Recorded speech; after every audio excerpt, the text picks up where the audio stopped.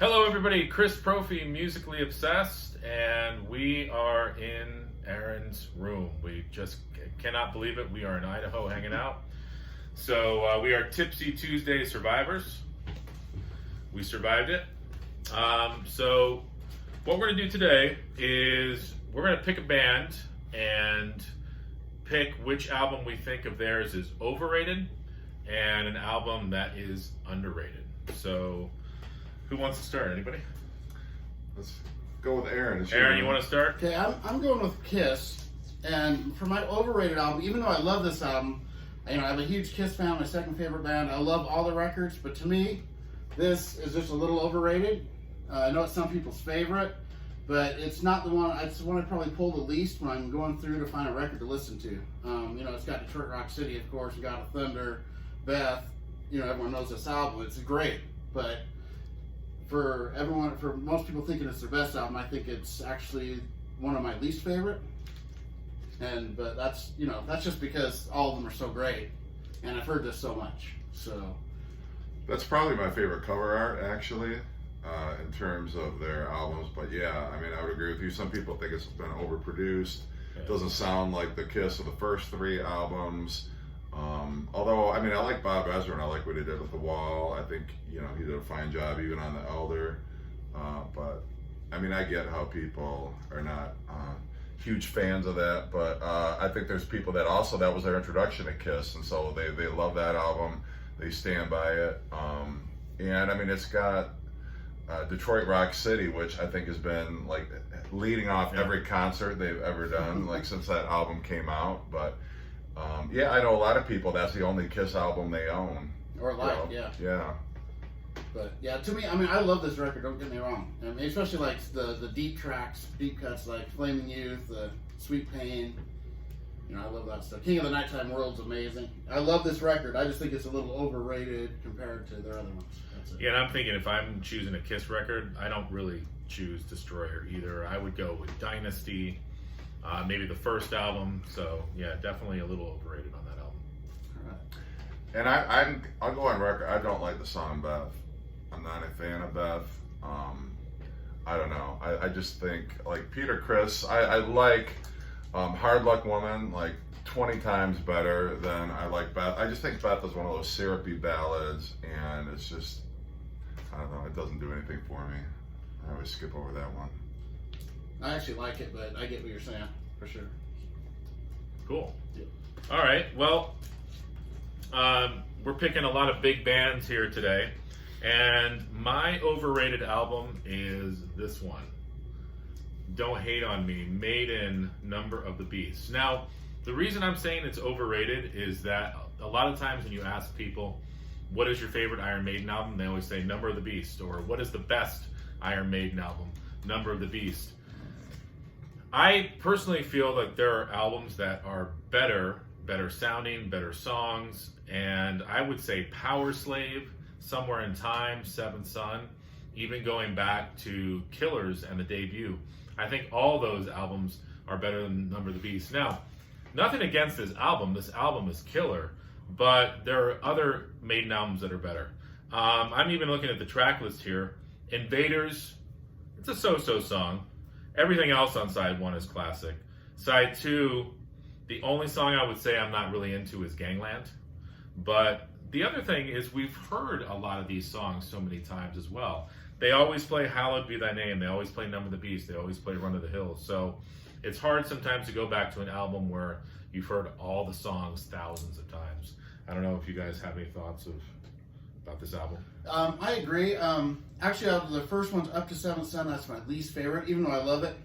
But my favorites are Peace of Mind and their debut, followed by Power Slave, Somewhere in Time. But this is a great record. I like it better than anything they've done post that record. But It's just, I get what you're saying, overrated on it. But to call it their best, it's a little... It does have some of their best songs, but also other albums have a lot of better songs, I think. Great artwork, too. Yeah, I love that. That might be my favorite. We're picking the best artwork albums, I think. Right. Yeah. Well, it's fair enough. I think that is iconic album artwork. I remember in my younger days seeing that on T-shirts and thinking oh wow, that is kick ass. But yeah. So that is my overrated album. All right, I think we're up to Jeff.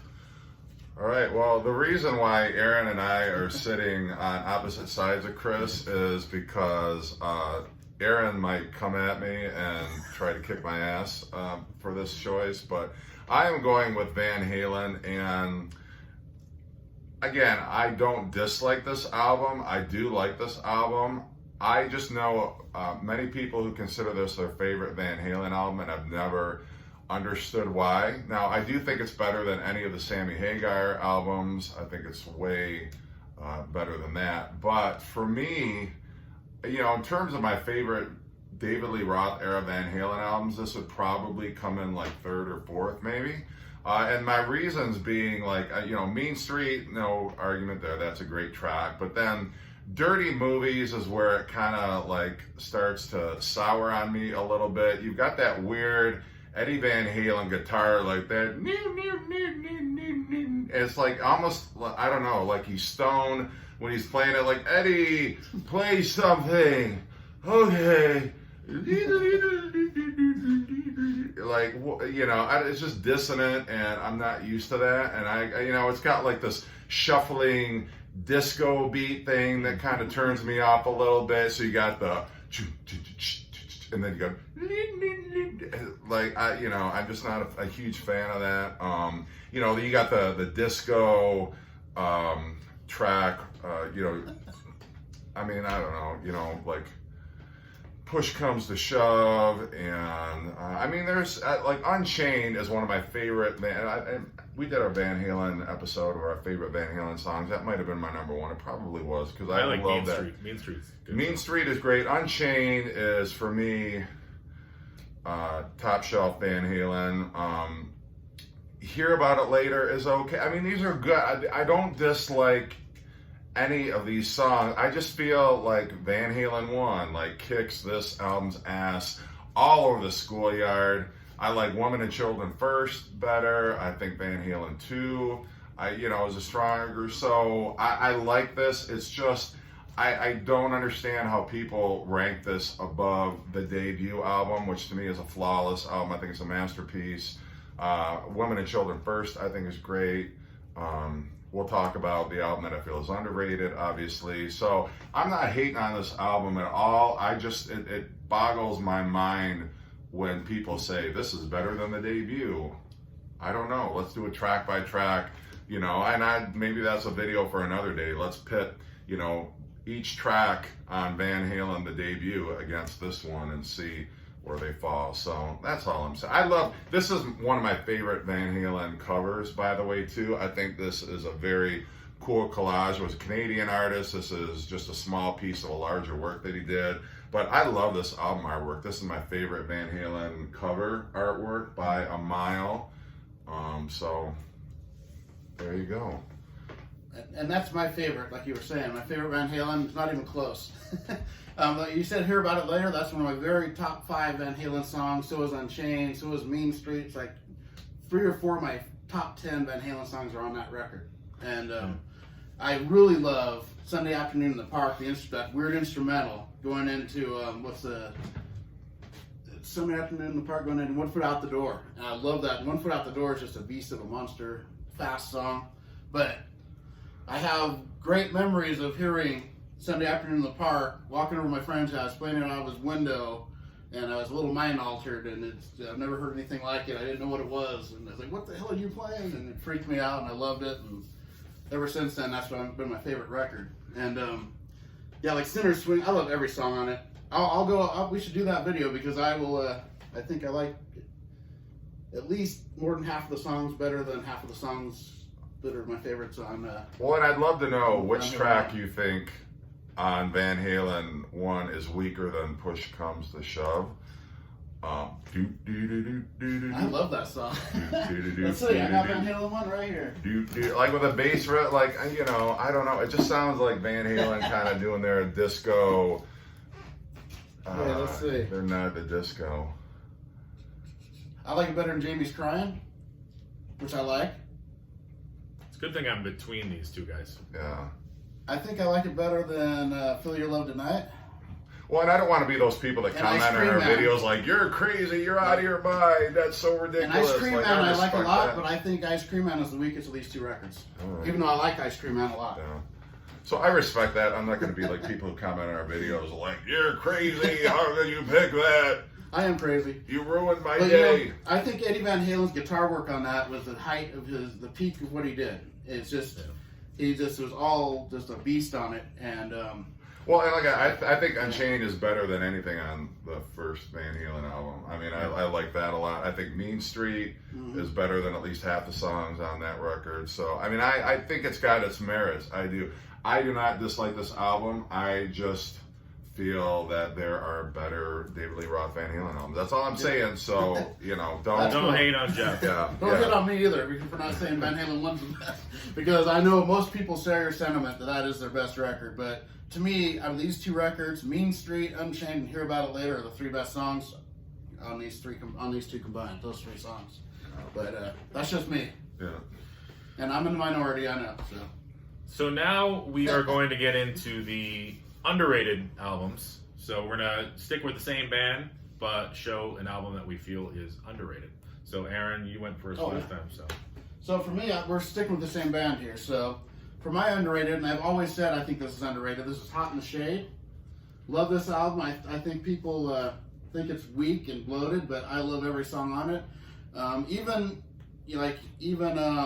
Read My Body, that's probably the weakest on here though. And then, but everything else like Boomerang is amazing. The Gene Simmons songs on here are just killer heavy stuff, like The Street Giveth and The Street Taketh Away, and Somewhere Between Heaven and Hell, Betrayed, Prisoner of Love. Those are some of the best Gene Simmons songs he did. And Forever, for being the ballad, the big hit on here, the drumming on that is what drives me. Eric Carr is one of the best drummings he ever did. If you listen to the drumming on Forever, it's pretty amazing. And that's what I really concentrate on that song with. And Cadillac Dreams I love. You Love Me to Hate You is probably my favorite song of the non-makeup era. And Rise to It I love. Hide Your Heart I think sounds like an old Kiss song.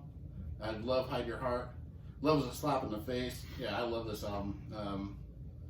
I agree with you. I think one of the things that might have turned people off is the ballad Forever. Mm-hmm. I mean, I love that song, and it was a huge song, but I can see maybe where like more hardcore Kiss fans would have been turned off by that, or maybe just people hearing it on the radio didn't like it. I mean, I thought it was a great song, co-written with Michael Bolton, which is crazy. Yep. And do you think it, to some extent, part of the reason why people didn't give that album a fair shake also is a little bit of Kiss fatigue? I mean, Kiss had been around for over a decade at that point. People were moving on to other bands. People are kind of like, well, you know, Kiss is like so old news. They're dinosaurs. You know, people are kind of tired of the cock rock, you know, overtly misogynistic kind of tone of their records. And maybe it was just kind of like, yeah, like I've had enough of Kiss already, and I'm into Skid Row or other, you know, those other like newer bands that were coming on the scene that people were getting more excited about. Cause yeah, that's not a bad album, and I think maybe it's a long album. Another one of the reasons why people, I think, don't care for it, because it's a lot to listen to, and you know, I don't know. That's just speculation on my part, but. What year was that again? I think it was 1990. Okay. Maybe 89. And that's the thing with like 1990. I think there were so many bands out at that time that were doing what Kiss did, but maybe sometimes even better. So it was hard. I think Kiss was sort of competing with a lot of these new bands, like you were saying. Well, you had people that was like, oh, well, Kiss, that was my older brother was into that band, or my mom or dad were into Kiss. Wasn't that the band that wore makeup and did that silly movie about the, you know, Phantom of the Park?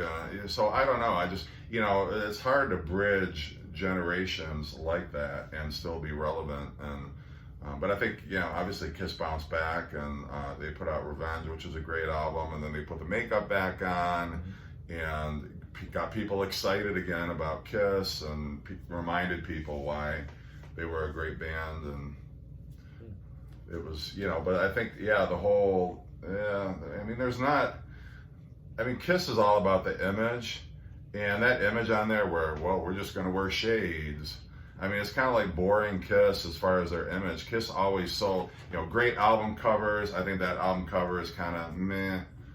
I think the back cover photograph is just, look how cool we look in our sunglasses, rather than, Gene with his tongue hanging out and, them all just kind of looking outrageous and something very interesting going on there. But yeah, so if you like Kiss and you've never listened to this album, pull it out, listen to it. So it's definitely a good choice. All right, so I went with Iron Maiden, and an underrated album is the X Factor for me. So let's talk about the X Factor. We know that this was the first album with Blaze Bayley on vocals. Bruce Dickinson had left. So, it was also coming out at a time, just looking for a date here. It was also coming out at a darker time. You had the Seattle scene, and I think Steve Harris was going through a divorce at the time that he wrote a lot of these songs on here. So it's sort of a darker album. It opens up with the epic Sign of the Cross. And my only problem with that is, it's one of the best songs on the album, and why open up with this long, dirgy sort of song? I would have opened up with the song Lord of the Flies, maybe, or Man on the Edge. But I think Blaze Bayley is a great vocalist. He might not have been the best vocalist for Iron Maiden, but I think he brought a passion, and he brought just a different quality and matched the darker quality that Maiden was going for with their music.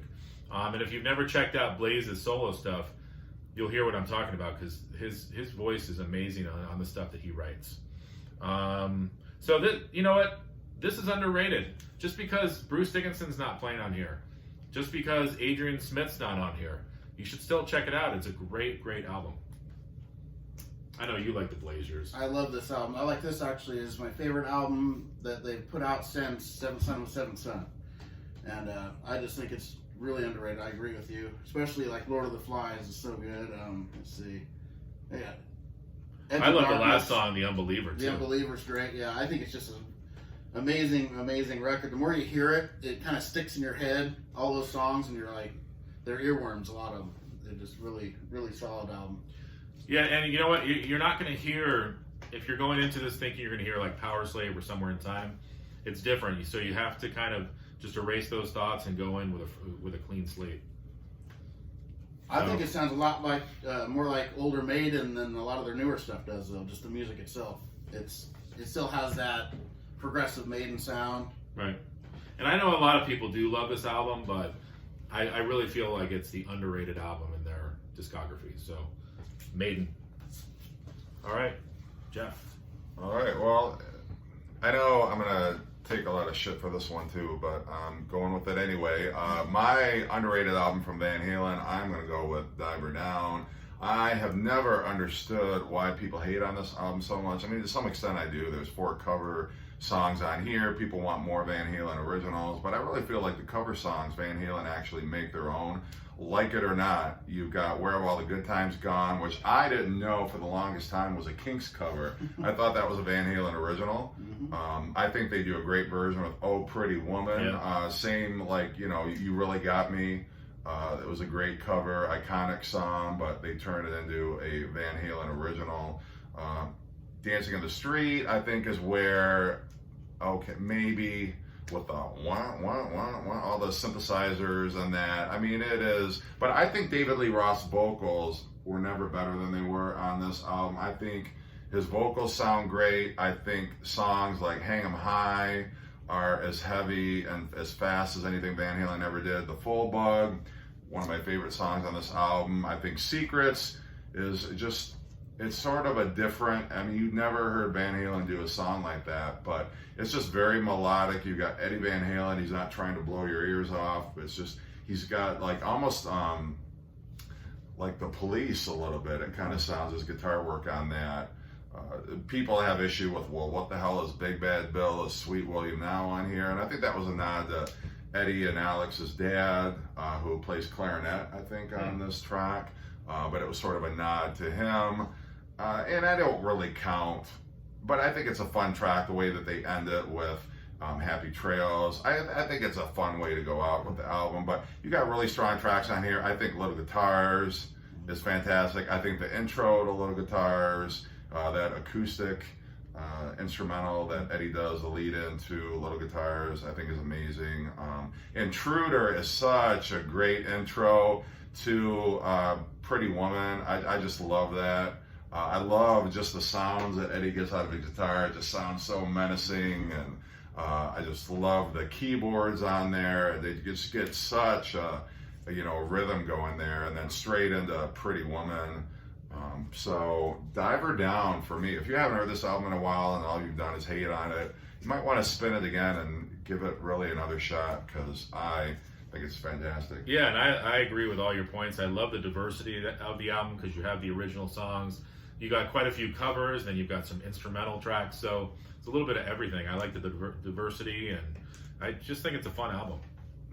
Cathedral too. I think Cathedral's a great Eddie Van Halen instrumental. I think it's iconic, Cathedral. It's just, there was nothing quite like that. And I love that album. I never got the hate on it either, because Secrets is actually one of my favorite Van Halen songs, along with the Full Bug, Little Guitars, all those. The only weak point, like you said, I think is Dancing in the Street, but the vocals and Eddie's guitar on that is killer. So that brings it back for me, just the guitar and the vocals alone. But Where Have All the Good Times Gone might be my favorite cover they ever did. Well, and it's hard because Van Halen were putting out an album a year, which in this day and age, it doesn't happen anymore. I mean, no band puts out one album a year. And so I think at this point, it was sort of like a transition, like they had to take a breath. There had to be covers. You can't expect them to be on tour, 365 days a year, putting out one album a year, trying to get in studio time. Plus writing music on top of that. Yeah, exactly. And I think, they just got burned out a little bit. So they're like, well, let's take some of our favorite songs and give them the Van Halen touch. And I think they resurrected maybe a track from their early Van Halen days, something that didn't make the cut from the first album. And then they, obviously their huge chart topper or their smash hit was 1984, their next album after this. But I still think this is great. I think this opened them up to an audience who, prior to that, they just were not a mainstream band, and not a lot of people were giving Van Halen a chance. And so to some extent, either you're going to go down swinging, just doing the same thing over and over again, or you're going to try to expand your audience and broaden your sound a little bit. And I think that's what they had to do. Because if you had gone straight from Fair Warning to 1984, people would have lost their minds. It would have been like, what in the is this? Yeah. So I think this album had to happen. It was a transition. Eddie Van Halen was in love with his keyboards and his synthesizer. I think he saw that was the way forward. Rush was doing it on, some of their early stuff. Not the early stuff, but their early 80s stuff. Yeah. Obviously Signals had a lot of that in it, but Raised that was like, pressure. yeah, that was where people, that was where music was going. So that's my take on that. And they hadn't really done a lot of covers. They did a lot on the first two records, and I don't know if they did any on Women and Children First or Fair Warning, did they? No. No. So there was two albums.